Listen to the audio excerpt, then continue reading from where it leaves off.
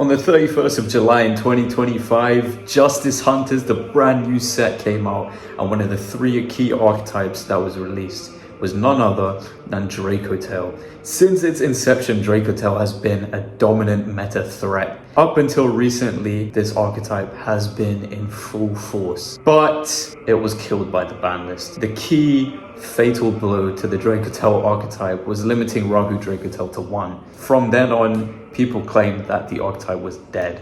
That was until Jesse Cotton won YCS Columbus with none other than the deck. Now my question today, is the deck actually viable or is it still dead? And the only reason Jesse Cotton won is because he's Jesse Cotton. 君は五条悟だから最強なのか最強だから五条悟なのか I've been playing Dracotail ever since it came out, so naturally I thought I'm gonna give this deck one last shot. I know it pretty well, so I thought what better way to test it than to bring it to my OTS championship this weekend. I managed to come top 8, I got 7th just about. 3 wins, 2 losses, which were both unfortunately due to time. I have to say, I think the archetype is definitely still playable.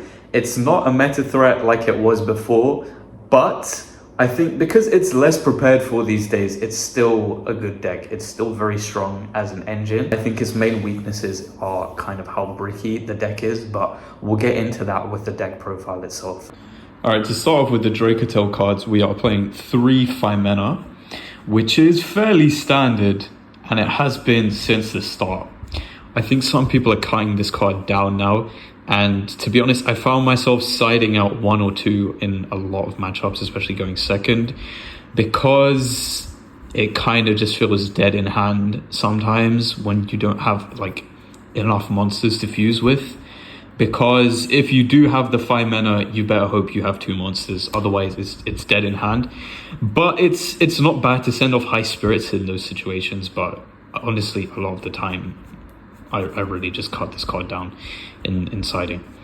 Then we have 2 Lucius. We only have 2, so we gotta play 2. I think some people play this out 1 even, which is, I guess there's an argument that can be made because one of my games, I think I opened like 4 normal summons and a Droll which got hit with a called by, so I literally just lost that game going second because I couldn't do anything. And then for the last spellcaster, we have Frixel. Frixel is great. I think people have always historically sided this out going second because you don't want to send this off branded fusion going second because it's not a breaker as opposed to sending one of the big dragons off. I think that still holds up, especially because a lot of the time drawing the Dracotail names does feel bricky if you don't have a way to fuse, because they're bricks but they're also not bricks. It's kind of weird. Then I'm playing 1 Pan because it's Pan is Pan, 1 Urgula and 1 Malulu. Maybe we would play more of this if we had more Malulu, but we only have 1, so we play 1. Now when it comes to the spells, of course we play the 1 Rahu and the 1 Ketu. I mean, there is a reason that they're limited. They are very strong. When it comes to traps, I think we just play 1 Flame and 1 Sting because the deck is bricky enough as is. We don't want to put in the 3rd trap, at least not in the main deck. We do side the Horn, but I think Flame and Sting for the main is more than enough. I think playing 1 is incorrect because if you do end up playing pure Dracotail, if you just end up 1 trap, that's like 1 disruption, because we only play Art Thalion here. Say you have a 5-minute in hand, that's like 2 disruptions. But yeah, Flame and Sting. Flame has always been the best. Sting is particularly good in this format against branded because we can just rip away the follow-up or whatever we want to do. Horn is not bad against Cool Tune because this is not a real disruption against Cool Tune, but I would say we kind of just put Horn in instead of Sting if we were going second against Katie. So yeah, that is all for the Dracotail engine. It's, I believe, 13 cards, which I think it's plenty, but there's a lot of times where it fully just doesn't come up. I think in 2 of my matches on this weekend, this engine just completely did not come up and I was basically playing pure branded, which is a lot better than playing pure Dracotail, to be honest with you, because I feel like this engine on its own, it just doesn't do enough. Alright, now onto the branded stuff. Of course, we play 2 White Albaz, and we have one of the OG. You 100% need to play this card. It is mandatory, in my opinion. I know it sucks to draw it, to hard draw this card, but sometimes it comes up if you don't use your normal summon. You can, going second, use it as basically a super poly, although I guess it's kind of weaker to removal, but 100% you need to play this card, 100%. And then I play just the 1 Ecclesia, and an argument can be made to play 2 of this. I see it, honestly. This weekend, I never felt like I needed a second one, because there were enough normal summons as is, and if you normal summon this and you go effect and it gets ashed, then you're kind of finished because it does nothing. But yeah, I think 1 is better, to be honest with you. And then we play 2 Cartesia. I found myself always siding this out, 1 copy of this going second. You can definitely play just 1, but a lot of the time I open this and I want to use it as an extender, and it's quite good as an extender because say you want to dodge target, you can go effect fuse. It's strong, honestly, because also if I want to make the synchro, maybe I want to summon Quem instead of this one, and if I have it in hand, then I have access to both, which is quite good. So I think 2 is great. And then we have 1 Quem. For some reason, I kept just opening this card, and I don't like opening this card. It's not a break, not a hard break, but it's kind of a soft break, because it's a tuner. If your Albaz gets like impermed or something, you can summon it and then just go into the synchro. But I think it's very strong purely for the fact that you can revive things off of it. Like say you want to go Mirror Jade, you use this effect, Cartesia fuse it off, bring it back with this, you can get a second banish. It's really good, honestly, it's really good, and I wouldn't cut this at all. And then last, we're playing just 1 Alaba. I think honestly it has enough normal summons as is. We do not need to be playing 3, and yeah, it's a good card. It's a good card, and for that reason we play just 1 opening. I know the Jesse Cotton version was playing 2, but a lot of the time I do not want to discard cards. I think it's nice to send off Quem. It does come up to summon Alaba. Like sometimes we have to be careful with the sequencing, of course, because of the fusion lock. But yeah, I think it's worth playing, but not at 2. I think there's no real need to play 2. And then we have 1 branded fusion. Branded fusion is branded fusion. I mean, there's a reason this card also got limited to 1. In pure branded, they honestly don't care about this card being at 1. I think it would have been nice to have 2, but 1 is plenty. It's fine. I found myself a lot of the time going second using this instead of making the synchro, because this is just a lot better at breaking boards, which is kind of the whole premise of this version of the deck, just to break the board. And Dracotail as a supplementary engine is just really good for doing that. And then honestly, I think this was like the MVP of the engine cards themselves, branded in High Spirits. This has so much value because if I draw a Dracotail name and I have no way of fusing them off, High Spirits just easily converts that into a White Albaz. Like, that's why we play the Grang as a target, which we'll see later on. But yeah, High Spirits is great in branded. It's great in this version too. It's an amazing card, honestly. And then this is kind of engine, non-engine. We play 3. I know some people play 2, but I don't hate seeing this in my opening hand, because say I send Albion and I open this anyway, I can use this to dodge target a lot of the time. I can use it to revive something in the end phase. There's always value to get out of this card. I can set another one as a fake out or something. But yeah, this is a really, really good card. There's no reason to play this at 1. You could play it at 2 if you want, but I think 3 is just great because we don't need the second opening anyway, and then we can still play a 40 card deck. Okay, then next we are going to play 3 Fua. I think Fua is still good. It's a high impact hand trap, so for that reason I think we still need to play Fua. And then just 1 one mag. And that is literally all for the hand traps in the main deck. I guess you can say 5 mana is kind of a hand trap, but I feel like this is the only real impactful non-engine. The mag is just really good because there's a lot of things in this format we can banish with the Bistils. Like against Brand, this is great. And Cool Tune also, it's not a real disruption in terms of like banishing things, because they don't really target Reborn anything. But just the ability to search for the White Albaz or like a Malulu or anything that we want is really good value. And I think Bistils are really good in this format too. Okay, then the last non-engine that we have, 3 Super Poly. I think this is honestly the MVP of this format so far. Every time you draw this, especially against Branded, it feels like a win con. So for that reason, I think you need to be playing 3 and 100% in the main. And then you have 2 Droplet for board breaking. Droplet, it felt okay to me this weekend. A lot of the time, I feel like it just didn't do enough. And especially in this deck, I don't really want to be throwing cards away. I mean, hey, if I have the trap and I hard open it, then maybe I want to throw it away with Droplet. But a lot of the time, you're sending real cards off this, and that kind of hurts. That's why I think Super Poly is better, especially because you can utilize your Albaz. You can rip away 2 bodies, make Dogma, fuse off, send off their follow-up, and then you just have a big tower. So I think Super Poly is better in that regard.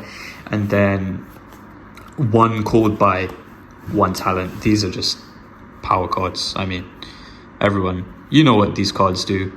They're great. Now onto the extra. We're playing 2 Arthalion, and that is literally it for the Dracotail fusions, because I feel like Gulamel and Shaolis just really don't do enough. So for that reason, I'm literally just playing 2 of these. We never really needed the 3rd one, I'll be honest. Like, there are a lot of ways to recycle this guy, and you just have to kind of be mindful. But yeah, it's fine. It's fine as it is. Then we play 1 Secretarion, and this, at this point, is practically treated as a Dracotail fusion card, because we want to make this off the 5 mana, and then we set Rahu, and ideally I only want to be making this guy off Rahu, because if you have Rahu and you've already made him, unless I want to set more traps, Rahu is kind of doing nothing, because we can only make this guy off Rahu. Ketu is different, because we can make any dragon or spellcaster. But yeah, a lot of the time I want to make this guy on turn 1 first, then I make him off Rahu. And then we play 1 Chaos. Chaos is great. We can use Albaz's, Malulu, any dragons. Like, having 1 to 2 pops on the opponent's turn is good. It's always good. Then for the branded stuff, we have 2 Albion, the branded dragon. I know we used to play Sanctifier. It really just kind of feels unnecessary, because I want 2 of these. I send 2 of these sometimes off like the Fallen and the Virtuous. Other times I want to use 1 as a send target, 1 offensively, and that did come up to get lethal. Just having the ability to have this guy as a beat stick, and also the ability to use it to fuse. It came up for me, so I think you need to play 2 instead of the Sanctifier. And then we have my second favorite centigrade target, which is Titaniclad. A lot of the time going first, you just send him to get Quem access, which is really good. Also, in the end phase, he's great because we have the ability to summon the OG Albaz, or we can add the White Albaz. But in particular, if we can summon the OG Albaz with this guy, he just basically clears the board in the end phase. You just use the turn to bait out the disruption. They have nothing left. We go end phase, we add a bunch of things. So we have a discard for Albaz. We go effect, summon Albaz, and we just eat their whole board so that on our turn, we can actually do something. And then we have Rinbrum. I like sending this guy on the opponent's turn of Fallen Virtuous. This is good, like, for getting the Albaz back. Like, it's a great card. And then we have a Dragon that Devours the Dogma. This is a great card to be a tower, especially against Striker, because it takes a lot to out this guy. It takes like, what, 13 spell Kagari or something, or like a shot cannon to get rid of the Ecclesia. But there's a lot of ways to just dodge the shot cannon. Like we can say Fallen and the Virtuous to just bring back the Ecclesia. The Synchro counts as an Ecclesia too, and you always have that in rotation. So it's quite hard to out this if you're playing against Striker. But this is practically a super poly target, because a lot of the time we have Albaz on the field and we're just making this guy. I know a lot of other decks are running this, but yeah, we need to play this card. It kind of feels a bit bad to not have two. So maybe that's something I would consider in the future, just playing a second one. And then we have Mirror Jade. Yeah, Mirror Jade is Mirror Jade. Sometimes I wish maybe I had a second one. Doesn't come up that much, but it's a really good card. Enough said about that one. Then we have Albelenitus. I know in last format this came up a lot more. I feel like people are even more careful now about keeping that Albaz on board, because Super Poly is just everywhere in this format. So I don't know if this is exactly a real card. I think I never summoned it this whole tournament, but I think just the fact that it exists is kind of useful. You can send it to get the branded fusion, but this one kind of feels like the threat is actually greater than the execution when it comes to this card. Just the threat of having it is something. Then we have Grang. I think I summoned this like once. It's mainly just a high spirits target, but I mean you could use it if you're in a tough spot to just like use Cartesia and a body to at least send Albion of this effect, or send Titanic Lad.